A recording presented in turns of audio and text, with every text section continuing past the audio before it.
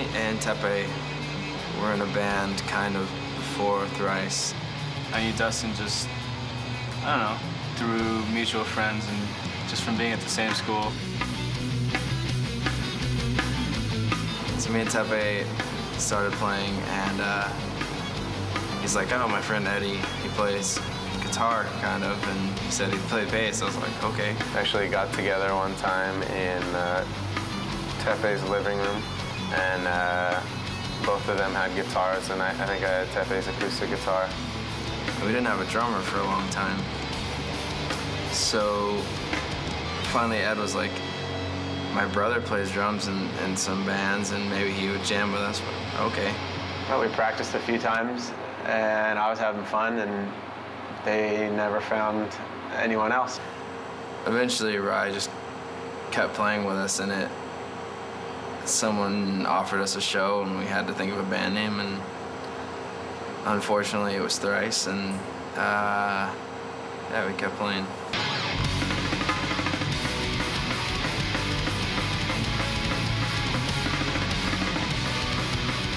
They were just like kind of jamming around. They weren't really like too serious about it. And then a friend of mine had this little show like Band-Aid, like in this little rec center.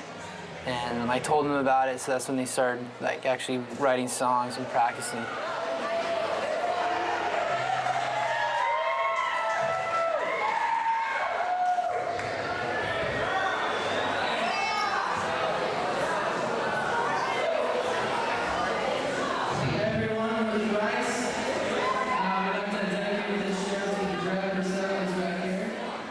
I remember making flyers for the show, and you had to bring a can of food, and you got in free.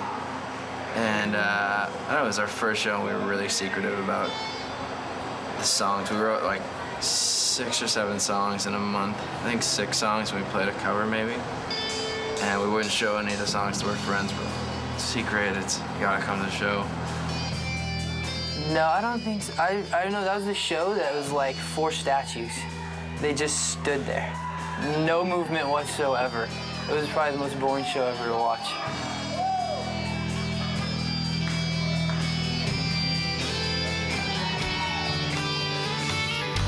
I just remember them being fun. Like, we were just kind of just messing around and having fun. We'd have our friends come up and sing random things, and I don't know, I mean, it was pretty slowly building, which was cool. Like, I don't think it was something that we really expected, was to actually start gaining a fan base and having, you know, people that we don't know that aren't our friends coming to the shows and rocking out and enjoying it. The first shows at venues are actually really vague to me. I wish they weren't, you know, but it's probably just because of all that nervous energy and like adrenaline that I don't even know what was going on that whole day, you know? And we're Thrice. This song's called Phoenix Ignition.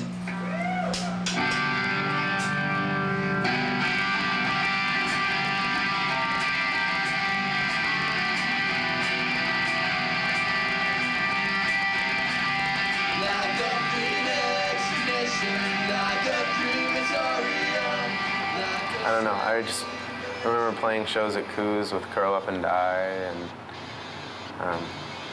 who later became like our really good friends of ours. And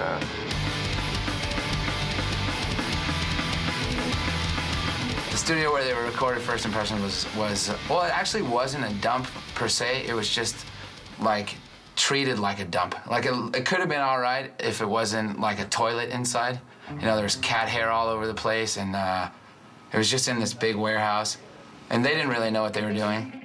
And I mean, I think they wrote the songs in probably 3 months and just recorded them. I had recorded some demos with my other bands, but every time you're in the studio, it's a learning process. And I remember the drums sounding like crap. Everything sounded like crap. Drums sounded like crap. The guitar sounded like kazoos. But recording it was just a mess, because we were all clueless, and the guy that was recording it wanted to play video games instead of record us. And we ended up actually getting a loan from Dustin's dad to pay for the pressing of the first record. And we sold it at our schools or at shows. I wasn't good at selling stuff because I don't know. I can't be like, hey, listen to me. That's just me. Yeah, I always had CDs in my car. I used to have tons in the back, and I would just open the back and sell them to people out of the back of my car or wherever I was. We didn't bring any CDs. Well, we'll get some CDs afterwards, but we have a few left, shirts. We didn't do anything for like 4 months between that and we I don't know what we were doing. We just sat there, and then we started playing shows again, and that's, I think, when we got our first real show here at Chain. Hey, we're playing on the 15th with a band called the Thrice at Chain Reaction. Chain Reaction in Anaheim. You can find out about it on our website. It was like a pay-to-play show, and I just remember being really psyched that we were playing at an actual club. I remember the first club shows that we were doing at Coos and at Chain Reaction and at Showcase. I just remember being really nervous for opening for a band like Boy Sets Fire or Death by Stereo or the Ataris before they got huge, and like those were stressful shows because you're playing a 20-minute set in front of people who don't give a damn whether you're there or not. There was a sense of like innocence, I think, that I miss kind of having from back then, just like not even really caring about anything, and like it's hard not to care now, you know. I mean, we have records out and stuff like that, and kind of like you have to live up to what you've created and stuff like that, but I don't know, I always think about those first shows and kind of try to pull myself back into that place where we were when we started.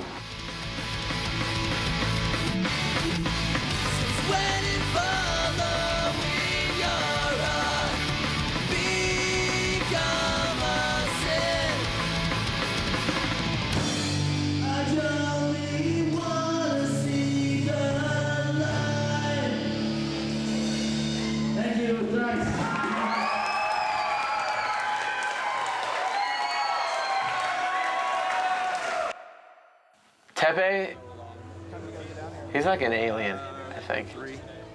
He's like really good at everything. He's like, oh, I'm shredding at guitar. Let's try the piano. Oh, I'm good at the piano as well. How about the saxophone? Yeah, okay. Yeah, got that one wired too. And like drums, like, I don't know, it's like anything that he wants to get done, he will get it done. He'll figure it out. Tepe lives and breathes for music. It's very... Right now he's learning how to play jazz piano, and that's all he does. And we have a piano in our house, and he's constantly has his headphones on, and he'll listen to things and figure it out, and he's learning how to read music and do all these crazy things, and he just won't stop until he's a master at what he wants to do. He's like really quiet and mellow and not very opinionated about stuff, but every once in a while he'll come out and like pretty much like lay down the law and like give you like insight on what he's thinking, and it's like spot on. Like, okay, and let's roll playback. Tepe is very unaffected and just kind of goes about life in his own special way. I was driving behind him to practice today, and he's just driving along very slowly at his own pace, and I don't know, I was just laughing because it's very, very like him. He's not in a hurry. Since touring in the band and being in the band, I think he's opened up a lot.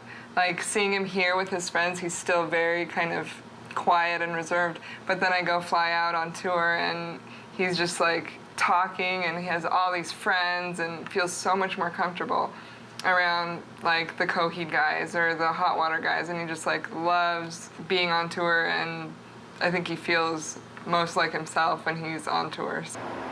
The thing about Tepe that's really amazing is just there's such a really strong sense of like loyalty and honesty that he has with the people around him, and you can really sense, like with him and Jenna, you can absolutely like sense the love that they have, and it's really cool to see that. I picked up guitar, I think, around junior high. It was kind of just when I started really getting into metal and whatever. There was always a guitar in my house because my dad kind of played guitar. And so I'd always just kind of screw around with it, but I never really tried to play it until I think around like 6th or 7th grade. Took classical lessons for like, I think around 2 years. I don't remember much from classical guitar lessons, but I think that it taught me a lot of fundamental stuff that is still with me. The first guitar that I bought was a Fender Prodigy, and it's like, I don't think they make it anymore, but it's like basically like a Squier, a Fender Squier, which is like the low-end version of Fender. And actually, I don't know, it sounds pretty good. I used it on some of Illusion of Safety, actually, some of the clean stuff, so it's kind of cool.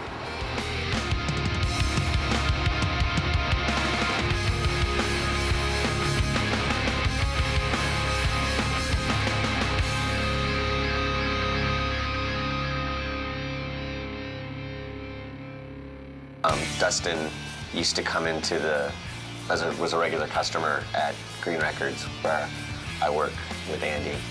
And he was a regular kid coming in all the time, and then it turned out that he was in a band that would perform at the club that I book at as well. Eventually I ended up getting a job there, and I work a couple shifts a week.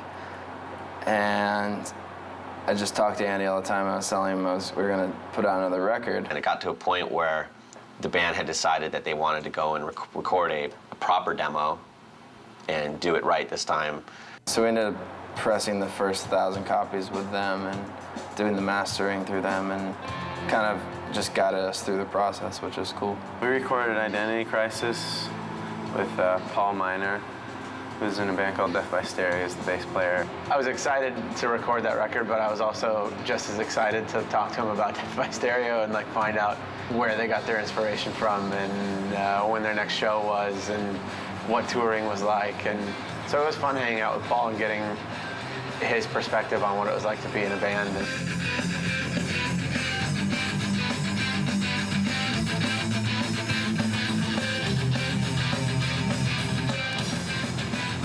I think that this time we were a lot more prepared. We'd done it before. We knew that, I couldn't go in there with a crate, I think I actually had a proper amp this time. I remember Andy calling me after Dustin had just come in and brought the cassette of Identity Crisis, and he was like urging, goes, "Ron, you got to come down here right now and listen to this record." And I'm like, I knew it was going to be good, and he was like, "It's really, really good." And I'm like, Andy doesn't get excited about much. I remember Nick calling the store, and I was like, "Hey, Nick, Andy and I are going to put out the CD by Thrice, and it's so good, man. You got to hear it."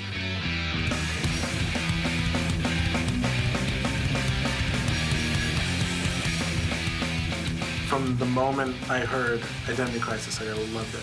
I took it back to the office and I listened to it for a few days, and I fell in love with it. So I came to the store and talked to Dustin. So we knew each other through Andy, and he was saying how Andy and Ron were going to be going to Europe for a little while right when the record was supposed to be coming out, and that he was interested in just kind of helping us out. I think it was at Chain Reaction. We're kind of all like standing around after a show or something, and like Nick's basically like our manager. Shouldn't we just ask him? It wasn't in writing or anything, but we just kind of like decided on it, and he's still with us today, and He's my dog. With Nick, it's been a really great situation for the band because I think that at an early stage, they had someone that they trusted that was able to be a little tougher than they would be on their own. Like a phoenix ignition, like a crematorium, like a swelling. They, love him and trust him in a way that they're able to let him guide their career.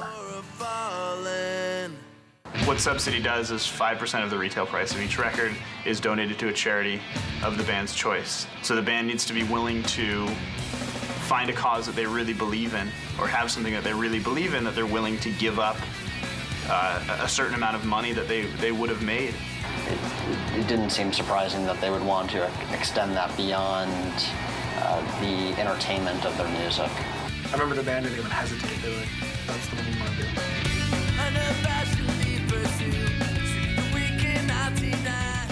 Sam I Am tour, it was a really good tour, but we were all bummed because it got cut short. I honestly didn't sleep at all on that tour just because I was so happy to be somewhere, and every 5 seconds I'd be like, hey Tepe, we're on tour, dude. Yeah, so on that tour we played our first and only, so far, date at South by Southwest in Austin. And Andrew Ellis, who is our booking agent now, was out there and he was gonna come to the show to check us out to see if he wanted to book us or not. We basically blew it and played like the worst show ever. They weren't very good. Dustin was getting like shocked a lot. He was at a place called the Red Eye Fly or the Red Eye Grill or something like that. And after the show, we went out like to the side in like this alley, and they all just had their heads down. It wasn't a good show, but there was definitely something there, or else wouldn't be here now. We got a van from a mechanic that Nick knew. And we describe it this way a lot, but it literally looked like people had just beaten it with baseball bats and melted half of it. There was no heater, no air conditioning, one windshield wiper worked, I think one headlight worked. There were holes in the back, and the engine cover, which was right in between the driver and the passenger in the front, would blow up if you drove too fast. So the passenger would have to hold it down with his foot when you drove. I remember being so scared that they were going to be driving across the country in that van, because at any moment it could just fall apart or fall over, roll in snow. It was not very safe. We were driving to Vegas, and it got very cold very quick, and it started snowing.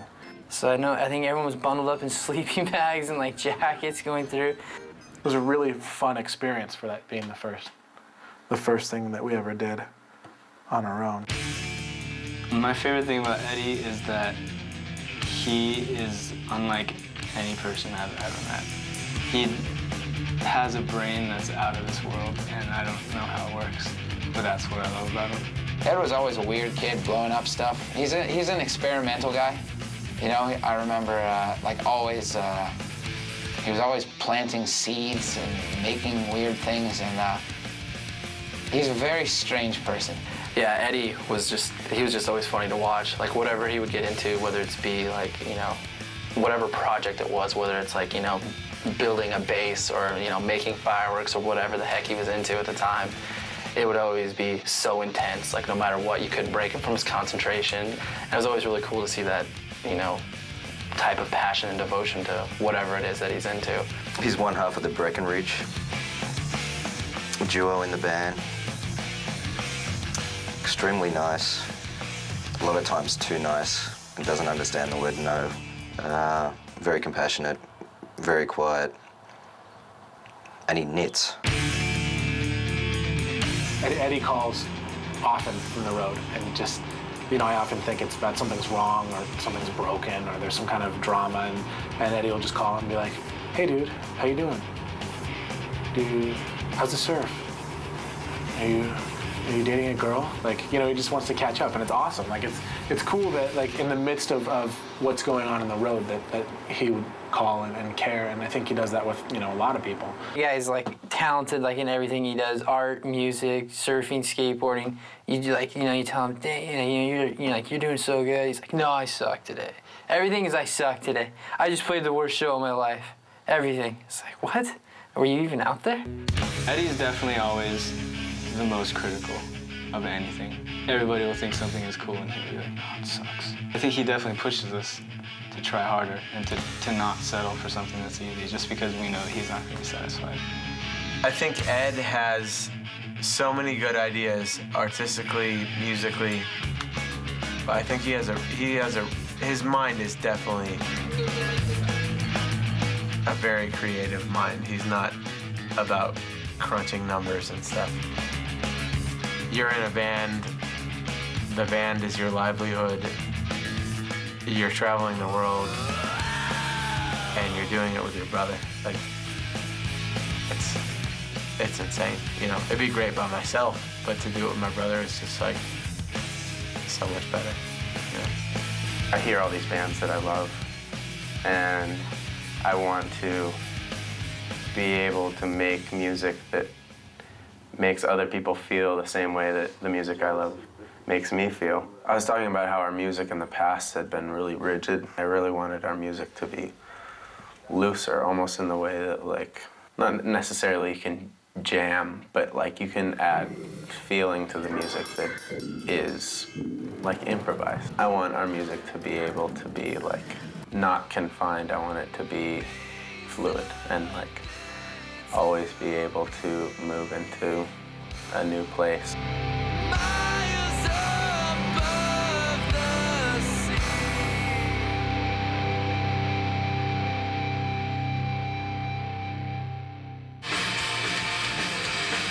The first House of Blues show that we did in Anaheim, the biggest thing I remember about that was Nick, our manager, and Andrew, our booking agent, saying, you know, you played Chain Reaction a few times, which is like a 400 or 500 capacity place. Like, I think you guys need to jump it up to like a 900 capacity.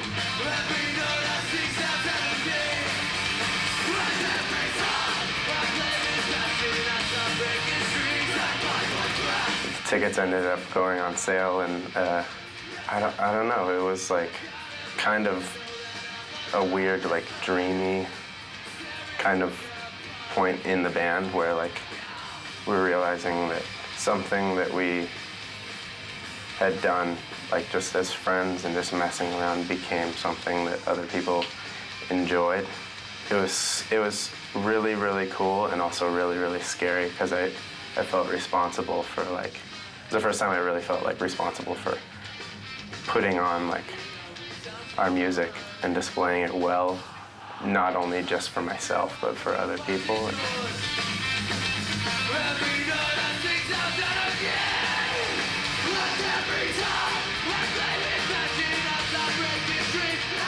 But just having it sell out and then playing that show and feeling really good about playing, which is something that I don't think any of us are really ever content with how we play. But that was one of the shows where it was like, we played well.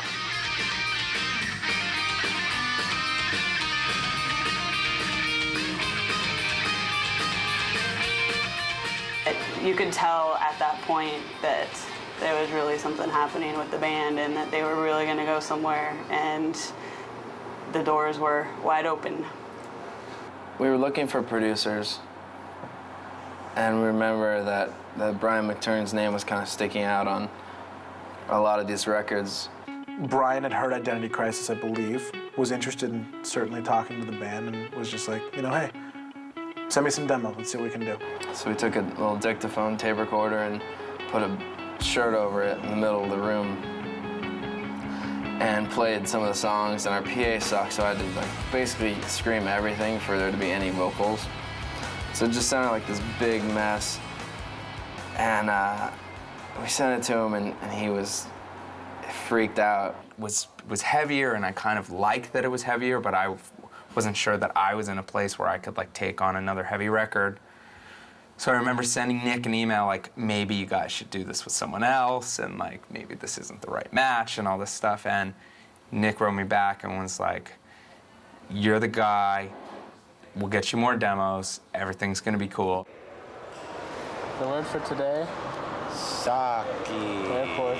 Suck. Suck. So it says right on your cheek. Airports. We got to the airport, got our tickets, went and sat and waited for our plane, and ended up watching our plane take off because they changed the flight number without telling us. And so we're like, shouldn't we be leaving now? We're like asking someone like, where's our plane? They're like, it left.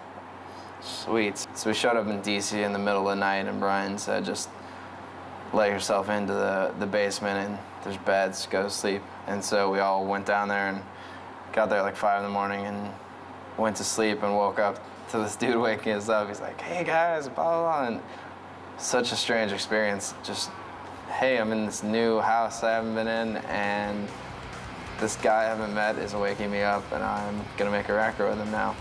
It was so funny because I really had no sense of like who the guys were or whether we were gonna have a great connection. And as soon as we met, it was just like, this is gonna be awesome.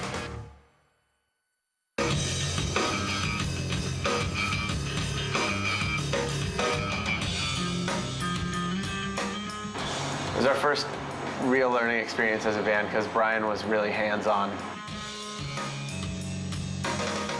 They had such a strong sense of identity and what they wanted, and they also had a lot of respect for me, and it took us a little bit of time to get to the point where I totally saw what they were about and were looking for, and they totally learned what it was that I did well. We learned a ton in that recording, like in the process of that recording. That was kind of where we learned that songs are not about shredding, and they're just about sounding good and trying to make the emphasis on the song rather than a part.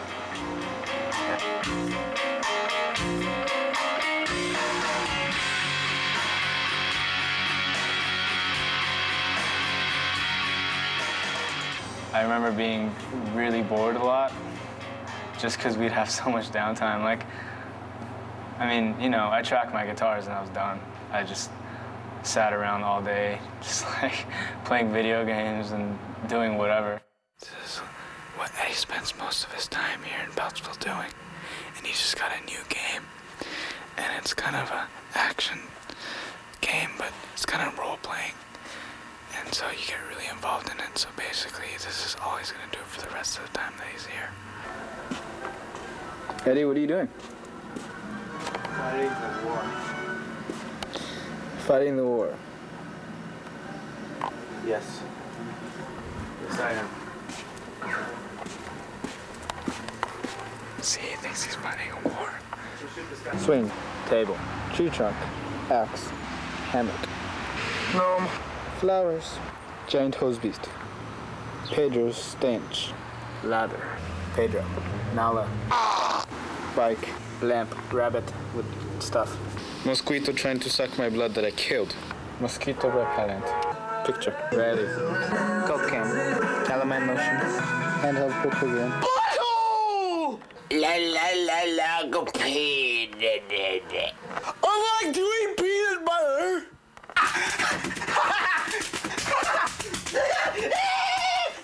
We're here in Maryland. How do you feel about today, July 12th? No. Sweet. What can you do?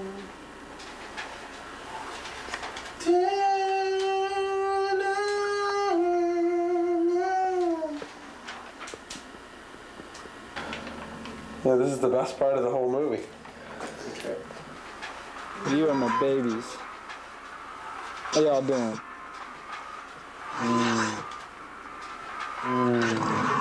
You sounded good. Good job. You play like a champ. A muscle.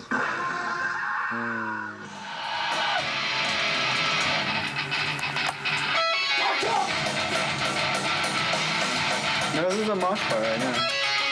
In the whack-off, really fun to watch.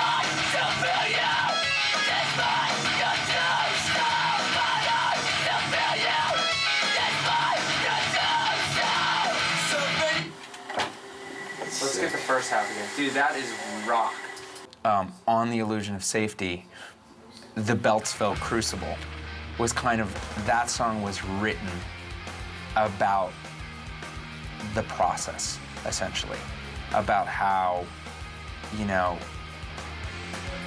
like, I think that Dustin felt like I said some things to him and pointed some things out that were hard to hear, but really were coming from a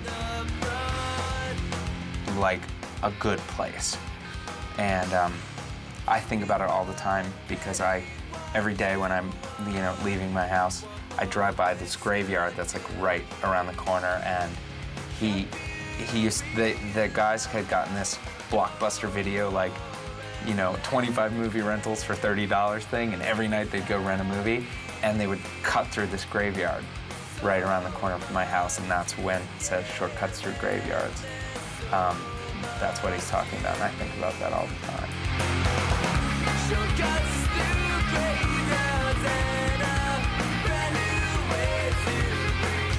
That whole recording process was definitely a huge learning experience for us. I remember hearing that we were maybe gonna get like a week or a week and a half or something of Take Action Tour.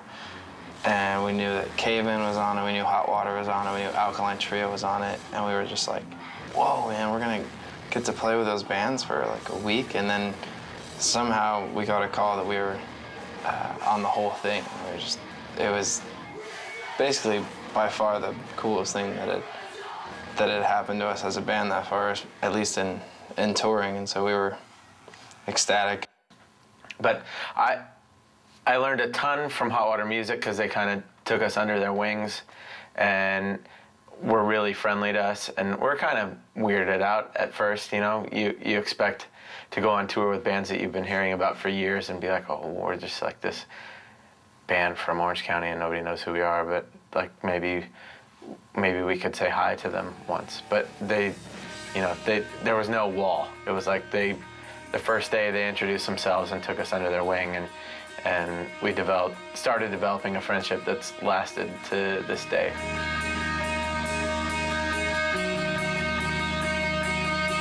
You're around the same people, the same 3 guys, you know, for 24 hours a day, every single day for, you know, whether it be a month or 2 months straight. It's just, you have to learn how to deal with the people you're around. And, I mean, in the end, they're just as close to you as family. Hobart!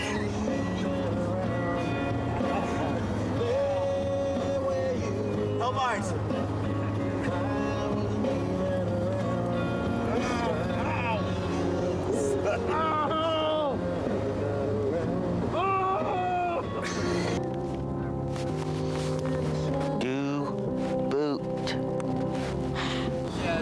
As you can see, life in the van does get a little boring. Mr. Stiff. Hellfire. Hellfire and brimstone. Hey. We're in Texas right now. Tippy. They're in Texas, Tippy. Boris Leviticus. There. Hey. Cruising to the homeland, you know. Leviticus. Leviticus. Tell us some wisdom. Yes. Tippy's been asleep for about 10 hours now. I think he's addicted to drugs. The tour ended up being probably the best thing that could have ever happened to us as a band.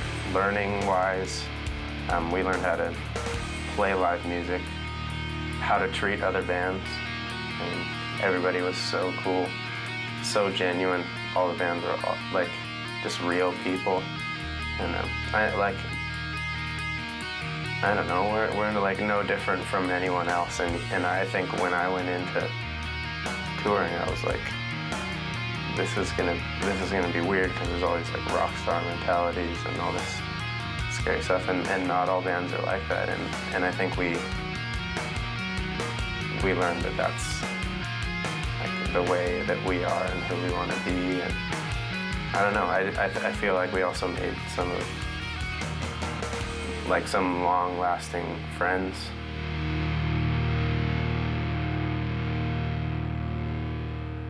We'd just been on this amazing U.S. tour, our first one, and then we were getting ready to do some more tours, and our record was coming out, and we did a record release show at Virgin Megastore down in Costa Mesa.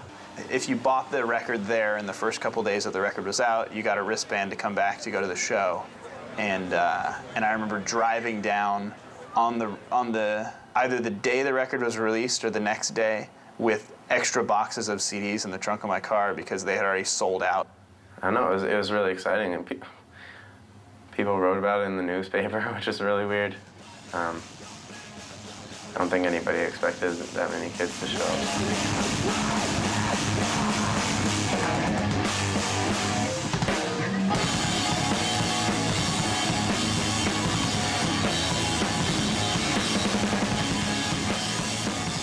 So a week after that show at Virgin, we were driving out to the Anti-Flag tour, and our manager, Nick, called and said that we had sold however many records first week, like 4,000, which was a lot for a little indie label. And Nick started getting all these calls from major labels. So called the band, told them what was going on. They had no idea they were just obviously blown away, but not really excited, not really upset, just almost unaffected. They were gone, so they couldn't really get a sense of what was happening. I just remember the whole major label thing being totally surreal. We had so many meetings, you know, it seemed like almost every day. I'm sure it wasn't, but like, you know, we would have to leave after sound check if we even got one. I don't know if we got sound check, but like we'd get to the club, you know, leave, go hang out with these weird people for a few hours, and then come back to the tour, play the show, talk to more people afterwards or whatever. It's just like, we're on tour, we like to hang out with our band, with the bands that we're with, and, you know, hang out with friends and stuff. And I just remember being bummed that we didn't get that much of that on the tour. I don't know, I kind of had this punk rock mentality, or like, no way, I'm not gonna do that.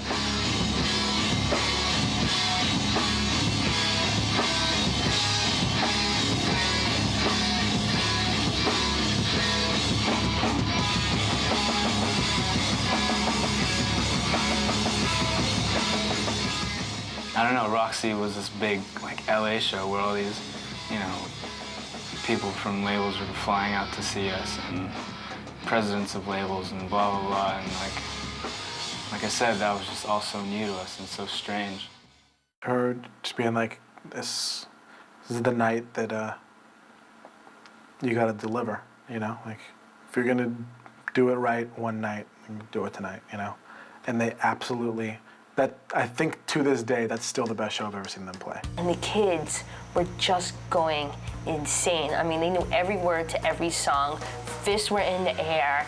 And to watch Dustin just command this audience, we were all just like speechless. And afterwards, we were just like, we are signing this band no matter how much it costs, no matter what we have to do. They have to be a part of our new company, and they have to be one of the most important signings that year. To see all those faces looking back at us and singing, and like arms in the air and people moving, and just there's so much energy in that little place. It totally blew me away, and that was another one of the shows where I came off stage and I was like, I think we did a good job that time, which doesn't happen very much.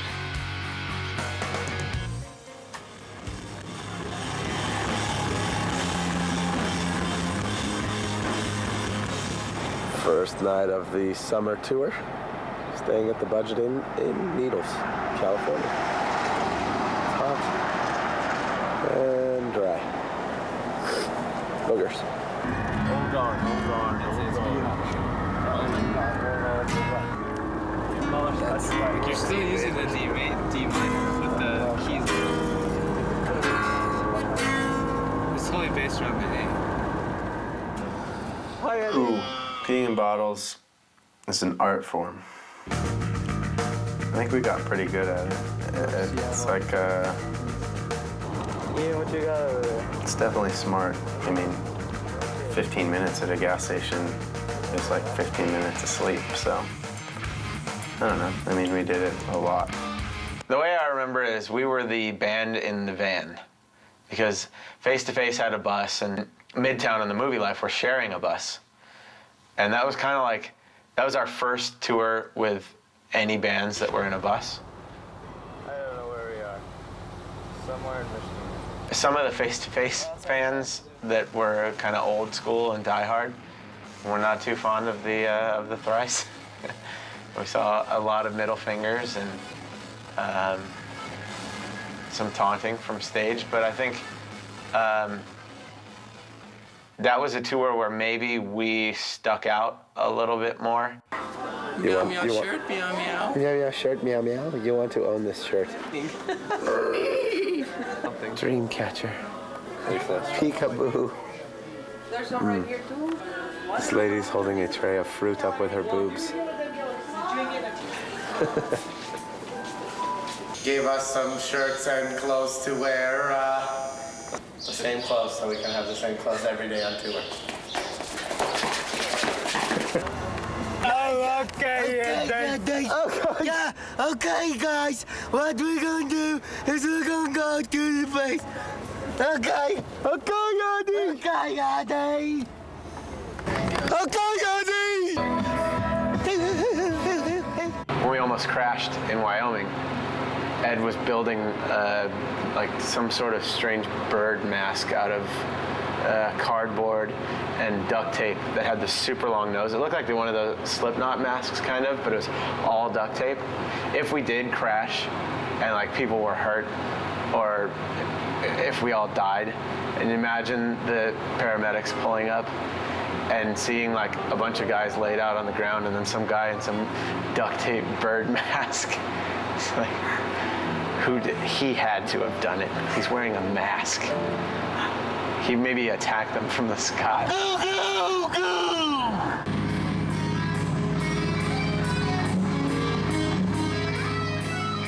We had been talking to a lot of different labels, and Island was kind of looking like they might be our favorite. It's not like they were jumping up and down, I have to be at Island. You know, they said, we really like you guys, but, you know, they made us work. We'd met some of the people at the Roxy, and we'd met Leo and Julie and Rob, obviously, but they wanted to fly us out to New York to meet the rest of the staff and kind of see how we felt about it. I remember being really nervous. I remember, you know, just thinking that this was really going to make or break whether the band was going to consider Island or not. I just wanted everything to go perfectly, which of course makes, you know, then it never does. You know, when you come into my office, the first thing you see was Johnny Cash throwing you the bird. So it's a little bit intimidating. A record company moving from an independent to the big nasty major, you know, that whole thing. So they were probably walking the halls trying to see if we sucked and trying to find any excuse not to sign with us. You know what's the great thing about Thrice is, here they're meeting a label for the first time, and they didn't feel like they had to perform or put on anything extra for us. They just came in, they were themselves, and they were so comfortable with that. And I think that was probably one of the most appealing things, is you just saw true people, not just artists, but just, you know, cool dudes that you wanted to hang out with and you wanted to get to know, not just on the stage, but, you know, off the stage as well. Leor was so determined to close this deal quickly that he had the attorney fly out to LA for one day to close the deal.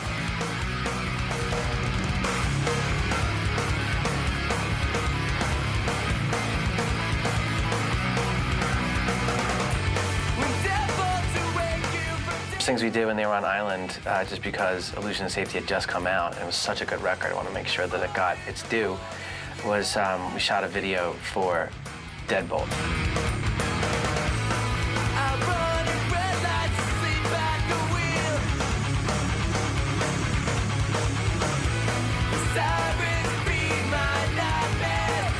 Just close my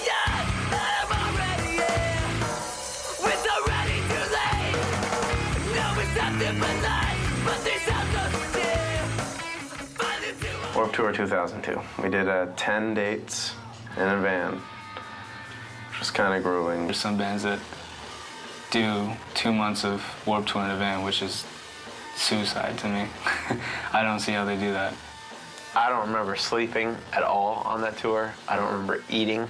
I just remember playing shows, being hot, being uncomfortable, smelling like a combo of armpits and butthole, and just it being rough but being awesome. Like, it's the thrill of playing Warped Tour outweighs the bum out of not sleeping and not eating.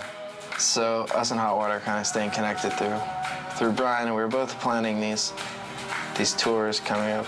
I remember talking to Jason Black on the phone. We were just like, hey, you guys want a tour? We'll just do co-headline, and we'll split the country in half and split the money every night.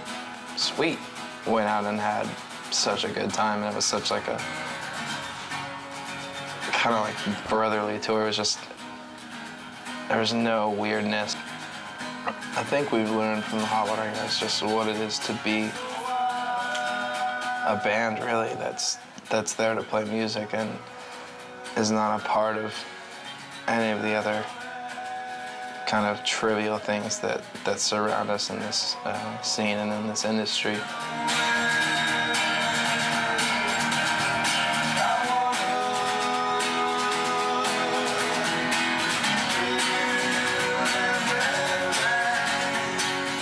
That was probably one of the funnest tours I think we've done.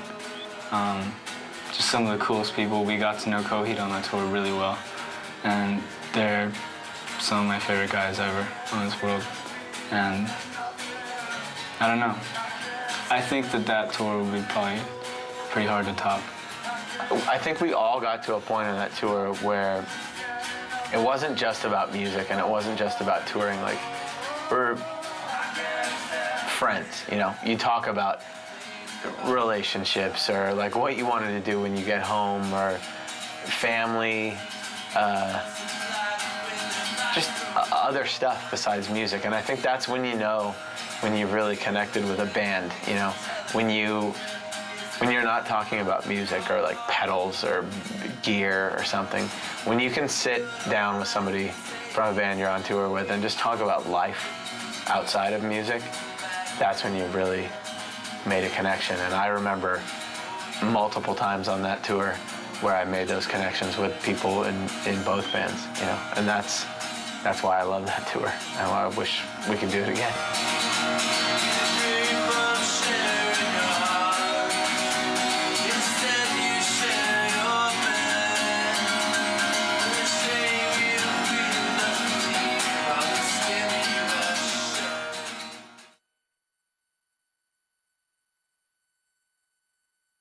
Riley's kind of like the straight-up, no bullshit guy in the band. He kind of injects a good amount of comedy in the band and keeps it fun, but at the same time, he keeps it pretty serious. If there's one thing he takes seriously, it's Thrice, very seriously. Riley actually writes a lot of guitar parts and a lot of chord changes or even riffs. I think people don't realize how much he has to do with the guitar side of our band. Girls have always loved Riley, but he hasn't taken, he hasn't exploited that, because deep down inside, he's a pretty deep guy and he's not just on the surface. Oh, Riley's just like, he's always smiley and he's got those big arms and you just want to hug him. It's been awesome to have Riley around as kind of the older brother of the band, and especially in the early days, we all felt a lot more distant from this older figure of 23, which is funny because I'm 23 now. So. He's like my best friend. Even though we don't hang out like all the time, I don't know. I mean, I look up to him. I've always looked up to him. I can't really say because I know it. I don't know what it's like to be in a band any other way. But I definitely feel like I'm always closer to home than I actually am. The other guys are like, dang, I want to be home so bad. And I'm like, yeah, well, I'm doing okay, It's also really cool to feel like in all the time that I spend away and on the road and away from all these people and my family, I can be like, yeah, I've been with my brother for the past 6 years, almost every day. when I'm 80, 90, 100, I can be like, I like spend as much time as possible with my brother, and I'm super, super psyched about that. He's the most genuine, good dude to like be with in that way. I know people who don't like their brothers or sisters. I feel sorry for them because they don't have what I have, I guess.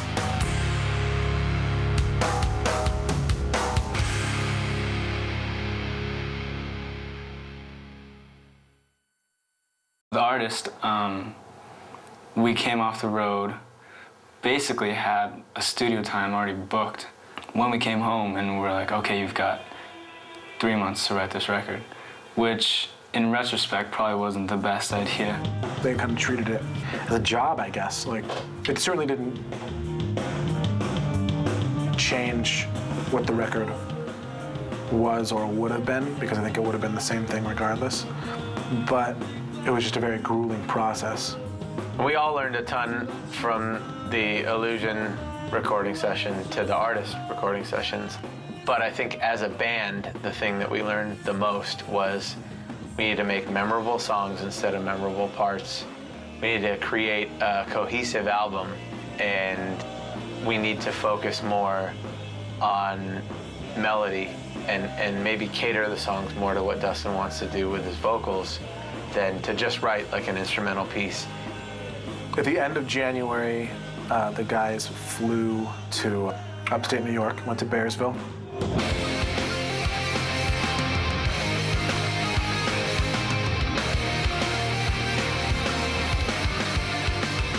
They were there for almost 2 weeks in one of the most beautiful places I think I've ever been. And you're out in the middle of nowhere, and then all of a sudden you get to the studio, and you get into the studio. It's like this huge room in a barn, just enormous. And you're walking through the halls of the studio, and you see like 10,000 Maniacs, Fish, Dave Matthews, and Blues Traveler, like all these insane bands that have recorded there. We were staying in like these little kind of like apartments that were maybe like a 5-minute, 10-minute walk from the studio. And I remember we just walk to and from the studio every day. Just being in the snow and being in the woods, and it was just such a cool atmosphere. And it was such a cool place to be making a record. We had Michael Barbiero, which was a real treat, come and help engineer. Like, for me, I could have done it, but I really didn't want, it was a big record for everyone, and I didn't want to get to Bearsville and feel like, oh my gosh, I'm worrying about anything except Riley feeling good, playing great, and sounding great. So I'm like setting up my drums in Bearsville. I have a drum tech. Brian is there. Brian's dogs are there. Michael Barbiero, who mixed And Justice for All and has worked with like Guns N' Roses and Whitney Houston and James Brown and a billion other people that I wish I could name. And this is the team, and we're making a record, and we're in this incredible studio. It was the most intimidating thing I think I've ever done. That's the click. Where's the click? When you're in a studio and you're playing the same song over and over, and especially for me, playing to a click track, you're just hearing gok, gok, gok, gok, gok, gok in your head all day. Bok, bok, bok, bok, and you go to sleep. Bok, bok, bok, bok, like all the time. It'll drive you a little nuts. So I had some times in the studio at Bearsville where we'd either finish tracking or I'd have like a 2-hour break for lunch for tracking, and I'd mess around with my video camera and just do some really retarded stuff.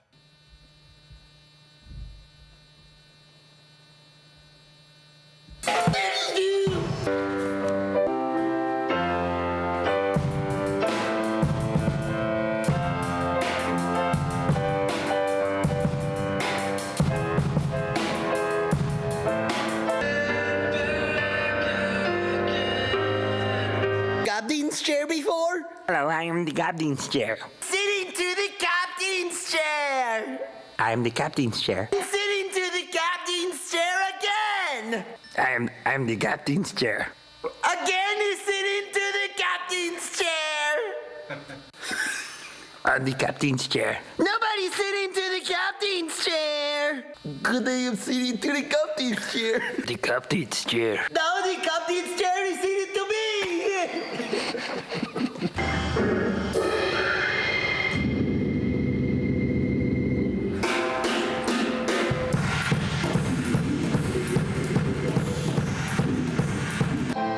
Only one more. We then went down to my studio salad days in Beltsville, which is right outside of DC. What did you do? Are you done with my stuff? Sounds sick. Right now.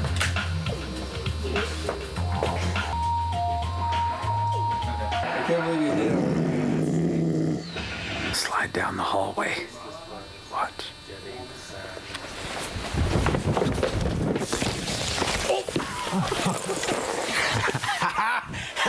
Oh man. We're gonna see what's going on in the studio. You like that bag? Yeah.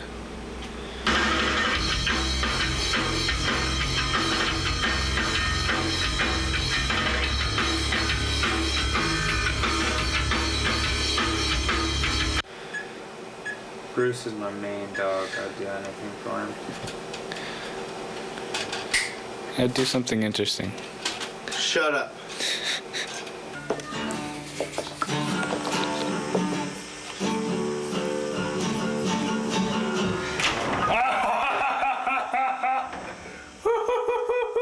Taking a poo, dude.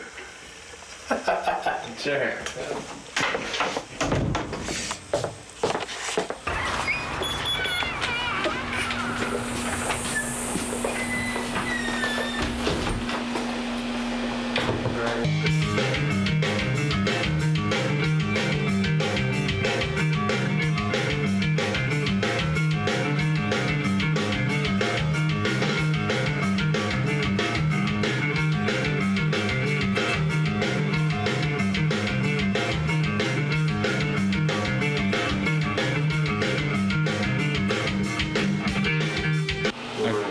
Yeah, sure. This is my grabber. I've used it on about half the songs. Has like an old school sound. Really punchy, but not a lot of high end in the bass. Sounds really good though. This is my 77 Les Paul Standard. I don't know, it's my favorite guitar. I think it's got a DiMarzio Super Distortion in the bridge, but I'm not really sure because I got it used. But yeah, it sounds really good, really beefy, really thick.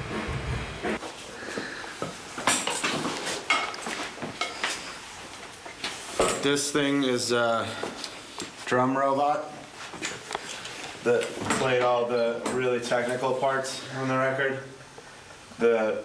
This thing, you just program it. You have a computer. It's like a calculator watch. And this thing plays all the drums for you, and I would just like eat a sandwich. And this thing would pretty much play the whole record. We're gonna take it on tour if we can find a case big enough. This is the German translator, because we're gonna put out a German import. All you have to do, flip the switch, all the lyrics are in German. Go straight into the board. Switch it like that, it's back to English. A lot of, like David Hasselhoff uses this for his records, and works for him. This is a solo robot, and he plays all the solos on the record. All you have to do is plug him into the wall. Tim's different in what way? Kind of rub him a little bit, and he doesn't suck. Right. This is a mug. These are drumming goggles. Yeah, they're drumming goggles. And the band in the movie Tron, I don't know if you remember, they wore these so you don't get stuff in your eyes when you're drumming, like notes and stuff. God, they're getting worse.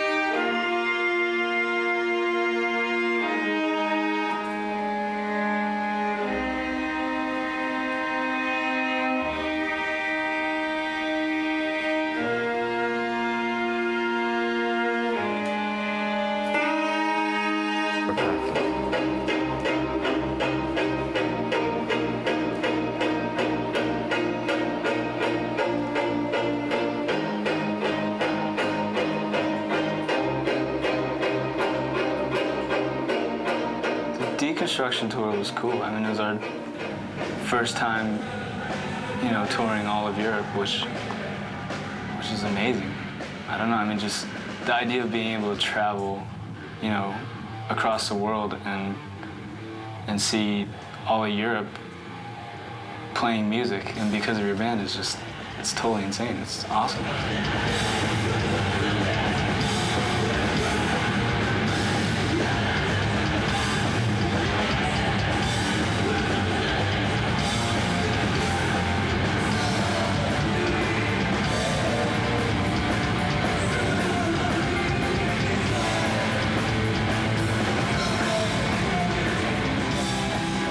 We didn't really have the funds to get over to Europe.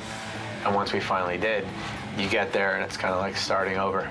You're playing empty clubs. Nobody knows who you are. Nobody cares who you are. It was tough, but it was also kind of refreshing because things were going good in the US. We're definitely having fun, but it was refreshing to go over and be like, these people have never heard us before. They have nothing to compare us to. Like, they haven't seen, like, oh, the show last year where they played this song and that song. It was always fresh.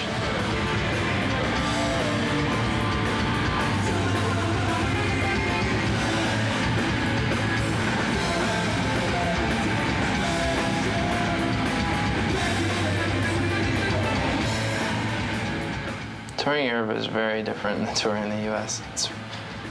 In the U.S., no matter where you are, you kind of have some feeling of understanding the culture, understanding what's going on around you, and at least being able to read things and talk to people. And when you get into Europe, you're in a different country almost every day. So you barely have time to get to know any of those cultures, and you're just put into a new one every day. You don't know any of the languages. You can't call home very easy at all. I don't know, everything is foreign. It's just very much a feeling of not being at home. I think any of those places you could learn to feel at home there, but not in a day or two.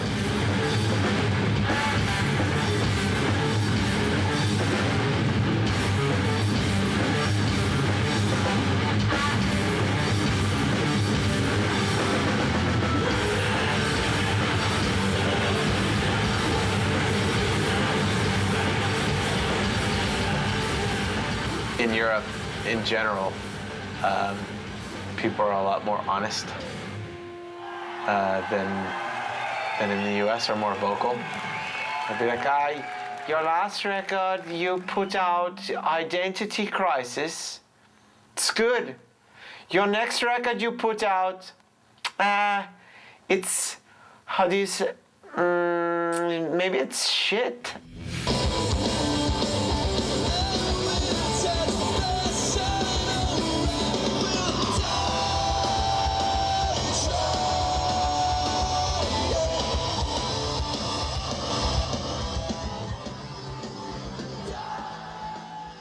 When we did Warped Tour in 2003, I was really excited to do the whole thing and to be doing the whole thing in a bus.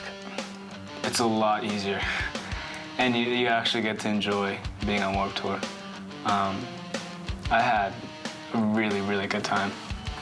Just, I know everybody says this, but it's just like summer camp, like hanging out with your friends all day, just having fun, goofing around, whatever. And you know, you play for half an hour a day. You do some other things, but for the most part, you're just, you know, you're barbecuing with friends, hanging out, just doing stupid things.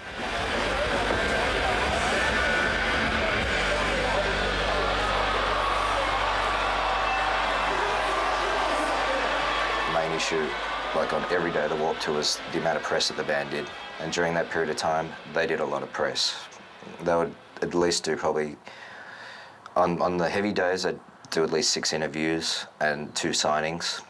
But like pretty much every day, except for a few remote areas, they'd always do at least 1 signing and at least do like 2 interviews or 3 interviews. I think it was in Washington. We were playing at the Gorge, and I woke up in the morning and I was gonna take a shower and change my clothes because I smelled like butt. And I went to the bus and opened the bay underneath the bus. Went to grab my suitcase, which is really heavy. It had like 2 months worth of clothes in it, probably like 80 pounds. And it was stuck against something. And I'm kind of like bent over, all weird. And I grab the suitcase and I try to pull it out, and it doesn't come out. Andrew Ellis was out there on the road with him at the time on the tour, and he called me. He told me, Riley's really hurt, and remember the guys they called me. They were very concerned. And I remember being kind of not passive about it, but just kind of like, he's a tough guy. He'll be fine. Nothing bad's really gonna happen. I was just like, screw this. So I went and like tried to rip it out. I grabbed it as hard as I could, and as soon as I pulled it out, my back just went pah! And it was like somebody stabbed me in my lower back. I just felt like this super hot wave go all over my back and all over my butt. It was hurting him, but he kept playing. Played a few shows, and it was just getting like worse and worse and worse, and we ended up playing in Portland, and he was like screaming while he was drumming, just like yelling in between songs and while we were playing because it hurt him so bad.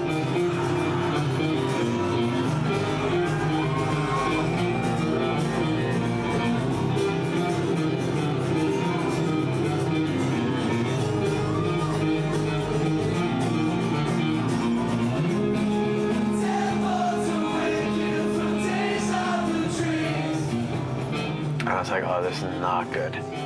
Not good. Like, this can't happen right now. Like, I can't have this go on and still have a month and a half more of shows to go.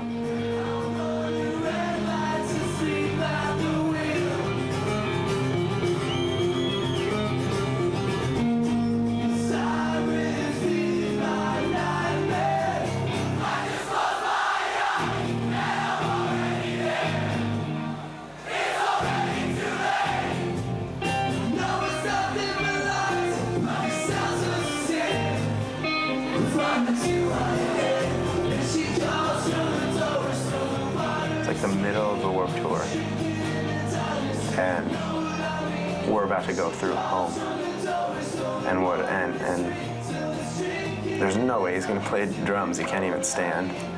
So he ended up not playing for, I think, 3 shows, and at that point it was just basically, not play at all or try and play without him.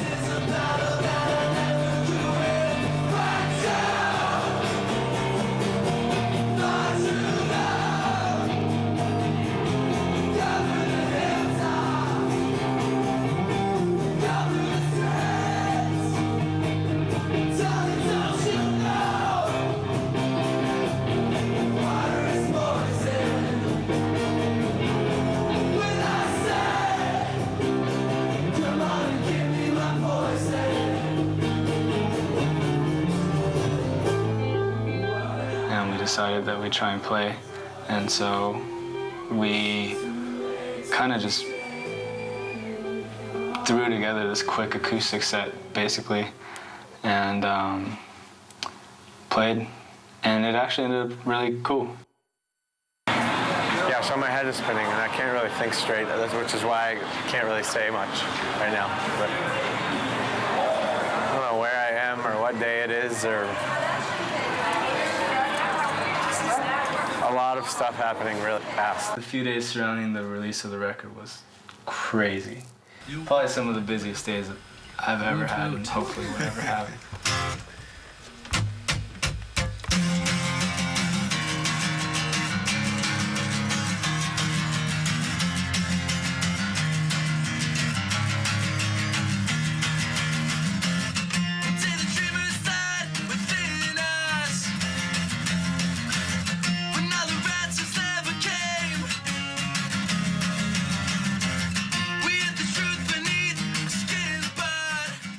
Drove up to LA and went on K-Rock, and I played acoustic, and then we drove up into somewhere else in LA, did a record release signing party, and it started at 12 at night because our record came out the next day, and so at 12 at night they could sell it, so they had a big sale up at this tower up there, and we ended up signing, we thought there'd be 40 or 50 kids, and we ended up signing from 12 to 4:15, 4:30 in the morning.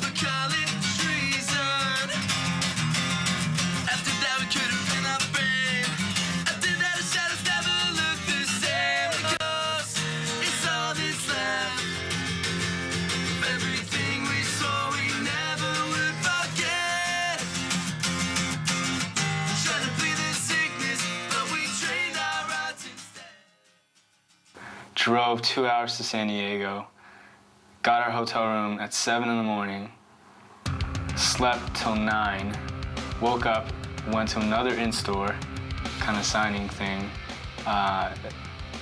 in, I think, Lose Records in San Diego.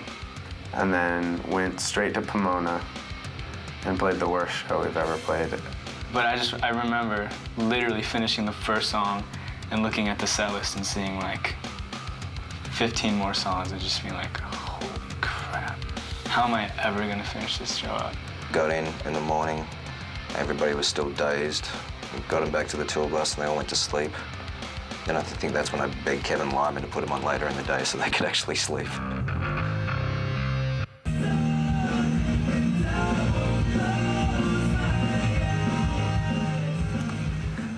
Music videos are really, really weird for me. Just because you're expected to rock out and play like you're playing, you know, for a live audience when you're not.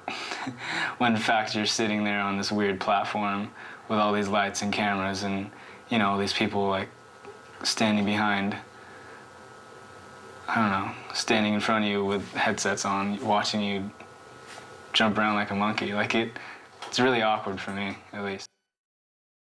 And roll playback.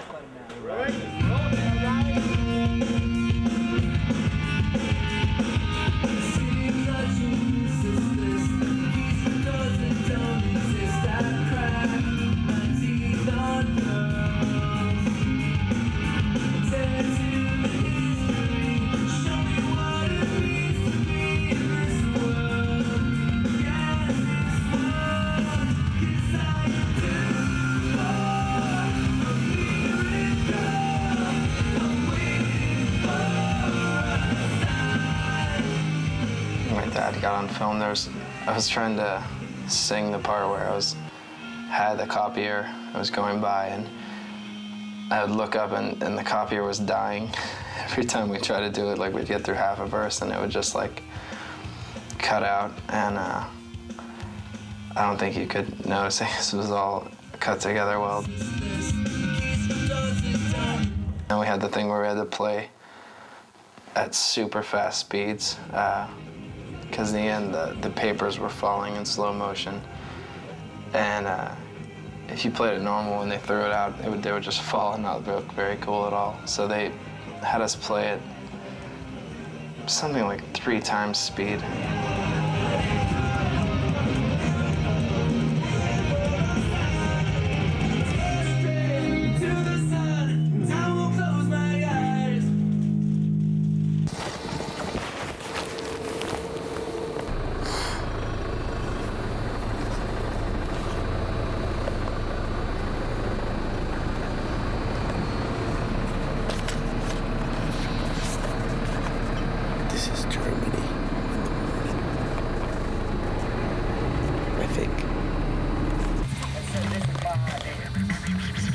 Hip-hop has upright bass stuff, jazzy style stuff. You heard Guru's Jasmine kind of stuff? So we went back to Europe for Reconstruction, which was with NoFX and Rancid and Bouncing Souls were on part of it, if not all of it. I don't know, it all gets really blurry to me, but we were doing some festivals too, like a thing called Pukkelpop in Belgium. We got to see Damien Rice play out there. Just ran over this tent. We're like, hey, Damien Rice is here, just all by himself, and that was really fun. And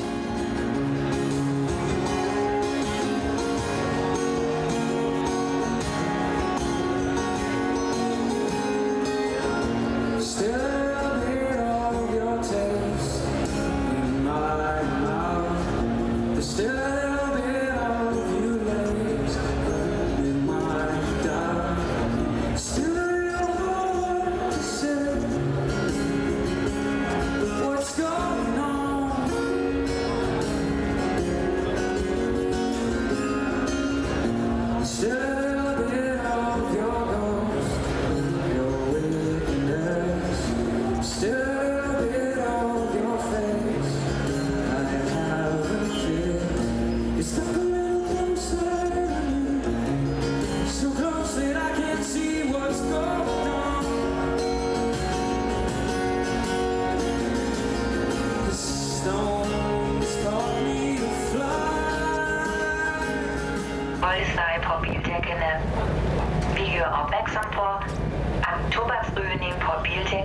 danger is here.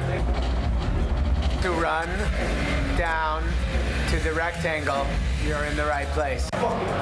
We're in Norway, and there's a gang called Nodet, and they can only go out one way, and it's right here.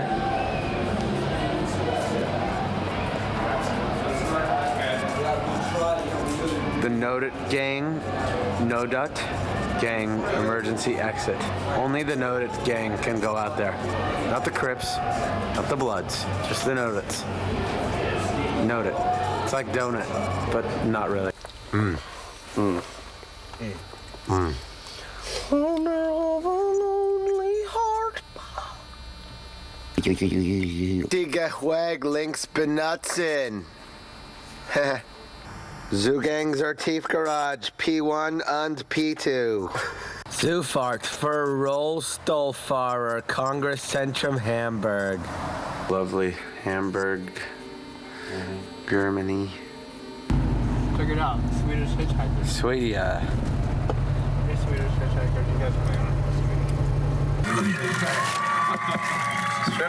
Shrimp and egg salad sandwich. Yes, it was stuffed It's called a Rancor. From Sweden. Rancor is the name of the beast in Star Wars. That shit is rank. In Jabba's palace. Wait, dude, eat it. We gotta see the first bite. See.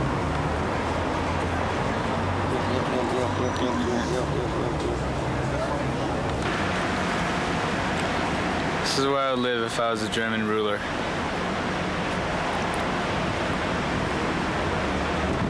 I am a hobbit. Ed, what do you feel like drinking? Maybe some Balzac coffee. We got an offer to play live inside an Apple store to launch the iTunes Music Store program, which is actually really big. I didn't really even realize it at the time. But it was cool.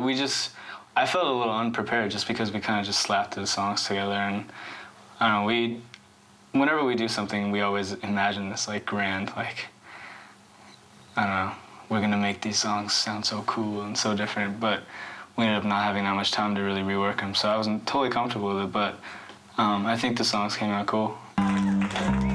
So, what we're gonna do is do 2 sets. We're gonna play a couple songs for you, like 5 songs, which we're doing anyway, and then if you guys could leave quickly and peaceably, and then we can get everyone a chance to see it. They're so heavy and there's so much power in what they do. You know, you never even think that a band like this would either could or would want to do it acoustic. But when you hear these songs acoustic, it's like hearing these same songs for the first time. It's like a completely different reaction. It's a completely different emotional response.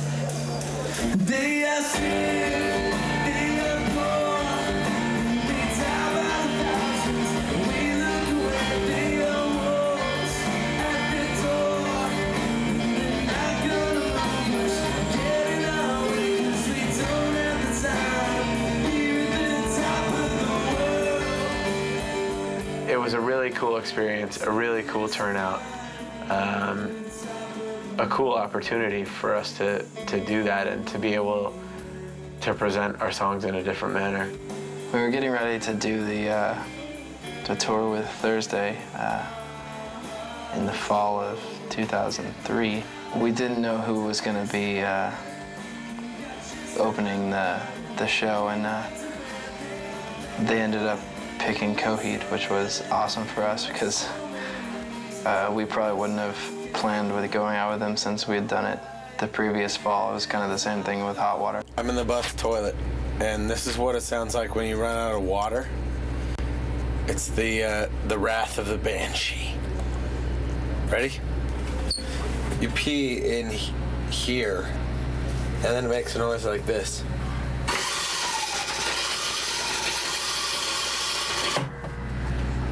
It's the wrath of the banshee. And I just woke up, and I found some of the worst graffiti ever, so I'm gonna show it to you. Hold on. This is probably the guy who does the graffiti. So I just wanted to check out his work. Here you have the graffiti. It says Chico for life. pitch. Pretty good, right? And over there, that's Chico. He's just checking out his work, thinking about new ideas. Maybe next time it'll be something like the bomb, like that one over there. Here's a picture of a retarded bowling ball. There's one of those things. A fish with a ski hat and a beard.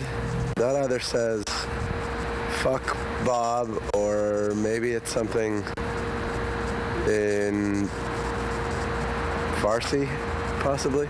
Attention to detail. I really thought that those were bricks before I got up close and realized that, hey, it's just spray paint. The bastard child of an H and an M. Here's the bomb up close. Elroy. Lindo. The graffiti artist, that's either a banana, a canoe, or a smile. So maybe the whole building is happy.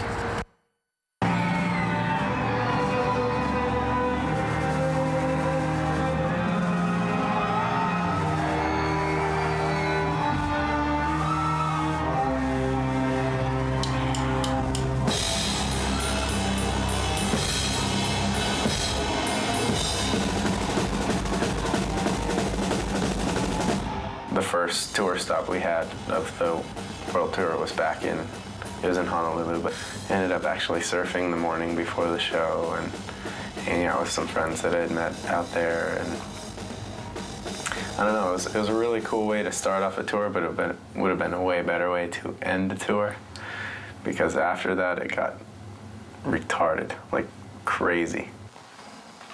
We had been planning to go to Japan for a while and to try to get to Australia.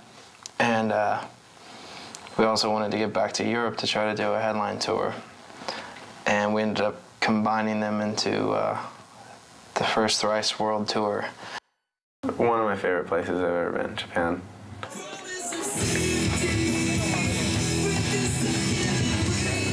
It's different, but not in a way that is like bothersome in any way. It's like awesomely different. Now, so what was your impression of Japanese audiences? すごくみんな優しくて very nice.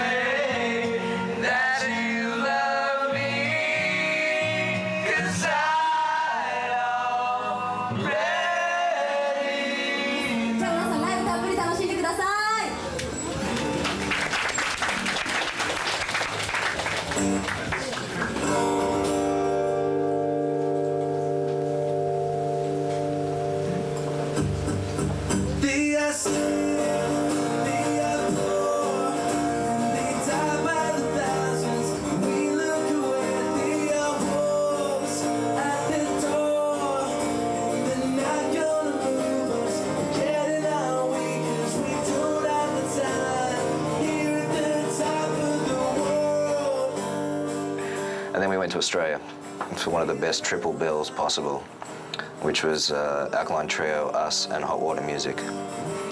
And we did 4 shows, and that was extremely hectic for the guys because they weren't really used to playing a show, getting up the next day, flying, doing a sound check, doing the press, doing another show, and then going to bed and getting up in the morning and flying and doing that for like 4 days, which I think educated them on how it's done in Australia. Australia was pretty overwhelming because the shows went really well and everybody was singing all the words, and it felt like basically like a home show every night, and we weren't expecting that at all. 28-hour flight from Melbourne via Bangkok and getting off the plane in the morning and having our tour bus be like an hour late to pick us up, or an hour and a half. Then getting everybody on, going to do a gig that day in front of like 2,500 people at the Astoria in London. where this was like the second time I've seen the band extremely, extremely tired. Our gear not showing up on time and then eventually getting there. Basically, that London show they did, they were amazing. But then after we got to London, we did a headline tour and went up to, played Sweden and Norway and a lot of places we hadn't got to play before. Played in Belgium again, and it was a lot of fun just kind of starting over and not being a little opening band on a bigger tour. We were just a little headlining band on a little tour. Being able to play smaller clubs in the UK, I think was really cool because I think the previous times we've been over there, it was on more festival kind of things, and I don't know, we just didn't know what to expect, you know, playing in clubs like that, and I think that the crowds were really good. We had a really good time playing the shows. Late night breaks, I hear the tires squeal. Red light can't stop, so I spin the wheel. My world goes black. We'd met Poison the Well a couple random times earlier and had then got to know them pretty well on the Warped Tour. And we planned a tour with them, and we took them and a band called Moments in Grace and Darkest Hour and Vox, who had also been out with us in Europe. We were back in a van for the first time in probably about a year. So it was cool to be back in a van, out with friends, and just really enjoying ourselves. It's not showing up. He's throwing up? No, it's not showing up outside. That's because the fucking lens cap is on, jackass. Did you have the camera? Do you still have it on? Yes.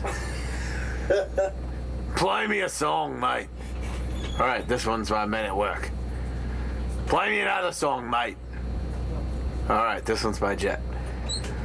Play me another song, mate. Play me some AC/DC. I don't understand this at all. Two hot girls in towels hanging out with a married guy and a 49-year-old Australian guy. Married. That's also married.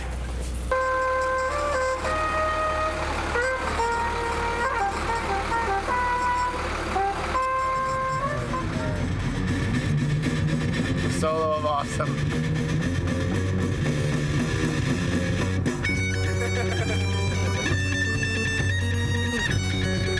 There was a lying guy inside. A lying?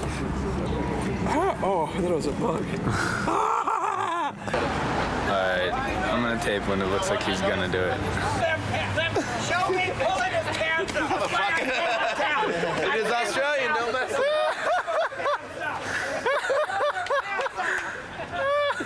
Oh man. These people won't keep their... God, don't touch me, you're insane. God, you scare me. Oh my gosh, it's crazy. Oh, wow. I'm gonna kill it.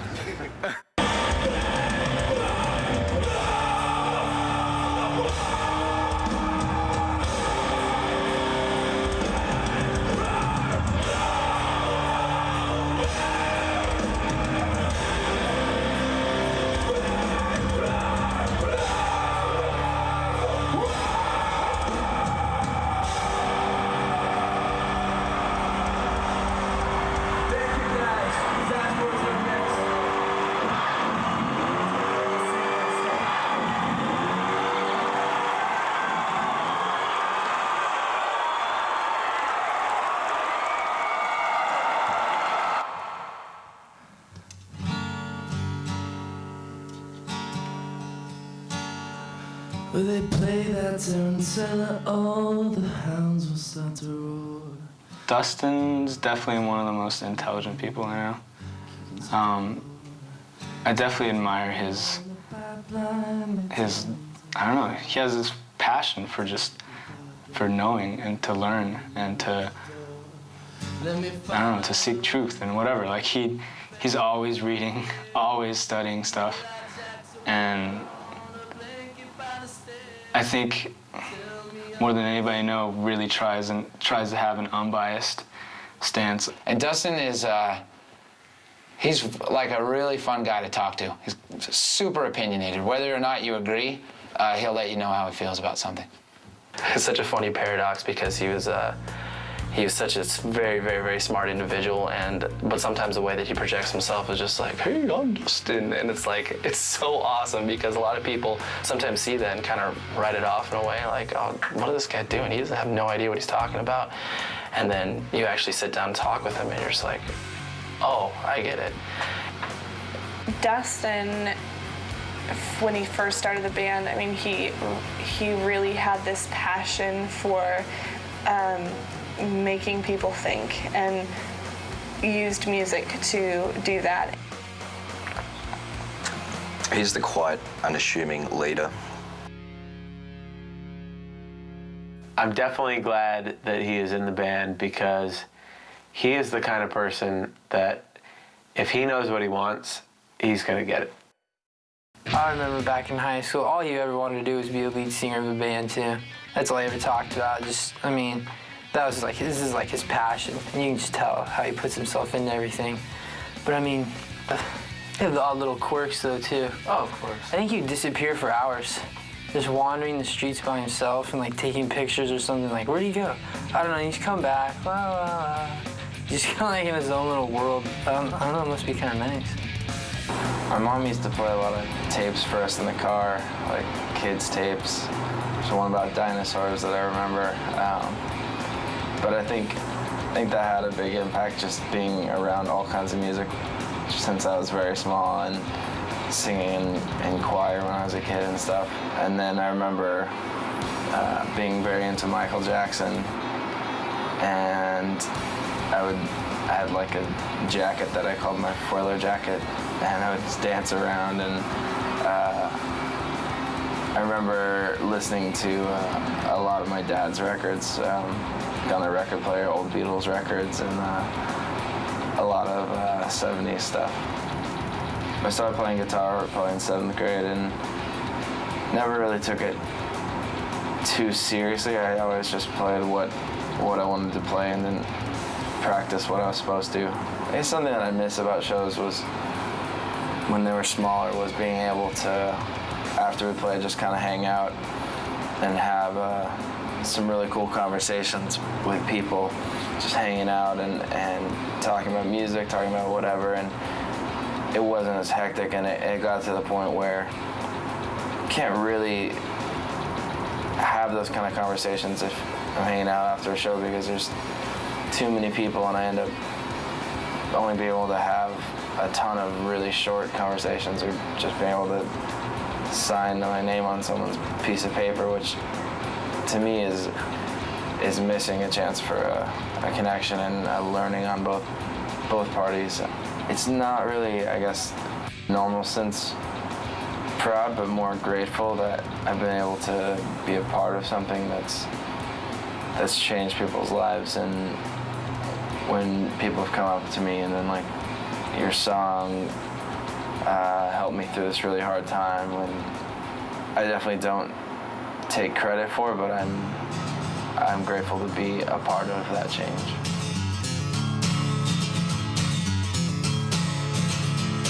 You're once a sweet little girl, so innocent and pure. Your eyes were open and sure, and you wanted to look right in.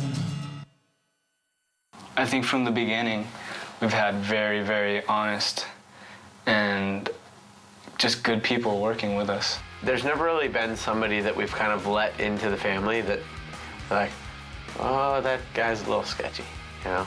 Or, yeah, I don't know, that's not gonna work. I mean, it's the band, it's Brian McTernan, it's Rob at Island, it's Andrew, it's Nick Bogardus, it's Kenny, it's Brent, you know?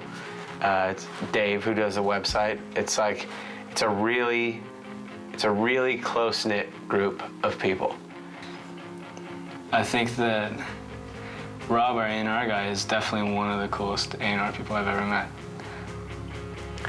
Andrew Ellis, our booking agent. Probably one of the nicest mean dudes I've ever met in my entire life. I don't know. He another person that's totally honest, brutally honest, and I know that he's there to fight for what's best for us. I'm glad that we're not with like some fancy guy that's like, oh, well, I managed strike back, you know? Like, I don't need that guy. I need Nick, who is my friend, and I can talk to him about my personal life, or I can talk to him about band life, or anything. Like I said, I think when we recorded Illusion of Safety, I think that was one of the biggest growing experiences that we had as a band. And Brian was basically the cause of that. He's seen it, he's done it all, and he knows a lot, and he has a lot of really good advice to give. And Nick Talek for babysitting us on the road, and us for babysitting him. We're lucky because I can't imagine working with anybody else as far as a manager, as far as a booking agent, as far as an A&R guy. I think that we have a really solid team, and I don't know, I think a lot of people kind of get caught up with the wrong people and get screwed over, and we've been really, really lucky. I don't think Thrice ever changed. I think they are still the same 4 guys that got in this because they love music, and you know, they're great musicians. I don't think selling 70,000 or selling 320,000 changes the way Tepe gets on a stage and picks up that guitar and just kills it. You know, when Dustin is up there rocking out, I mean, whether he was playing in front of, you know, 200 kids or 1,000 kids or 2,000 kids, I think he still gave the exact same performance. I mean, I just saw them play at Meriwether Post to thousands of people. Seeing them now, it's like the same people that I met in my basement that first day. They're humble, they're caring, they're like, you know, most bands you go and talk to, and all you do is sit around and talk about all the shit they have going on, how cool their band is. And the Thrice guys, they want to know how my wife is, and my dogs, and like how I'm doing, and making sure I'm not working too much. And I think that the larger they get and the more people that pay attention to them, the more that they appreciate, like, hanging out at a barbecue or, you know, with all their friends, and just appreciating what they have at home. And not very many people do that. They're just constantly wanting to go out on the road and, you know, be part of the flashy lifestyle where they're just like, road's awesome and everything like that, but at the same time, I look forward to being home and experiencing everything that I have there. So. They've always maintained the same vision they had when they first started. Even when things get kind of crazy, they've held on to each other and to what matters the most to them, which is their family and their music. In most bands, there's like the guy. And you know, I sit in pre-production to like maybe deal with the whole band, but usually there's the guy. And in this band, everybody's opinion matters. And I think what they've done to show people, as far as like music in general is concerned, is the fact that you don't have to adhere to whatever is happening at the time. Like, you don't have to donate, you know, 10% of your record or whatever it is to charity. You don't have to have a highly interactive website where you're able to talk to, you know, the kids that are into you. You don't have to do a lot of these things that they have, but they have chosen to, because obviously that's a more rewarding experience than just being completely disconnected from the crowd that you used to know. I don't know, like when we started the band, we had absolutely no intention of, you know, making it or, you know, doing this as our job at all. I don't think it's worth playing it safe in a lot of situations. I'd rather try to get the most out of what we're doing and try to play for as many people as we can and have the money to make the best records that we can. And I don't know, there's a lot of people who would, I think, make decisions for reasons that are not their own, for reasons of what people would think of them and what would give them cred, and we've never really been interested in those things. Like, kids always ask us, like, you know, what's your next record gonna sound like? Is it gonna sound like Illusion of Safety? You know, or is it gonna sound like Artists and Aliens again? And we're like, no, not at all. Like, and they'll be like, well, yeah, we should, because that was a good record. Well, it's like, cool, thank you, that's great. And I love that you like the record, but it would be cheating ourselves, and I think it would be cheating our fans if we wrote the same record again, just because it'd be, I don't know. I think it's easy to do that. As a career, I think we just want to be able to keep making music and keep playing shows, and whatever it takes to do that is one goal. But the bigger goal, I think, is to challenge ourselves and to make music that's exciting to us, and that's capturing the things that we love about music and the things that we're really being affected by in the music that we listen to at that time. I think that for us, our tastes are always changing. Like, the stuff that I've listened to since, you know, Identity Crisis or whatever is completely different. Even from Artists and Aliens, it's pretty different. Like, my influences and the stuff that I listen to and the stuff that I admire and like. And I think that's true of everybody in the band.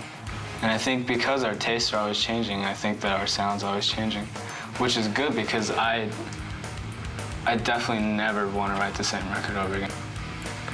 I think more so than ever, we're kind of in the mindset of where we were at when we wrote The Illusion of Safety, and that we just want to make something different. Late night breaks like hear the tires squeal. Red light can't stop, so I spin the wheel. My world goes black before I feel an angel lift me up, and I open bloodshot eyes into fluorescent white. Flip the siren, hit the lights, close the doors, and I am gone.